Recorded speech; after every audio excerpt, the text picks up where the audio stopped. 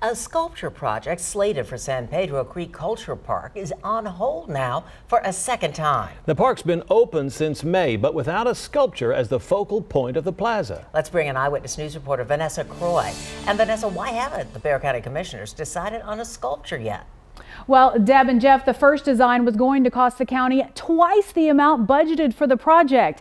And now, 9 months later, a new design was presented that will cost a lot less, but commissioners didn't seem too impressed with the idea. Now, today, the commissioner's court artist presented a small-scale model of the Creek Lines project, 30 stainless steel poles, each one representing a decade of San Antonio's 300-year history.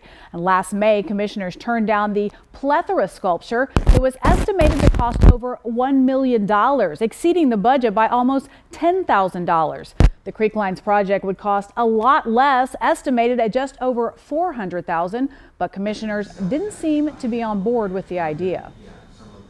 I think the intent of the court is to have a grand piece, and grand in size and something that we can really get behind. My sense of this piece, lovingly and respectfully, is that it hasn't gotten the same support among the court. Commissioners delayed the discussion of the project for another 2 months, and meanwhile, the San Antonio River Authority said the selected artists will look at other design options for the Creek Line sculpture and address the commissioners' concerns about making it more of a presence in the plaza.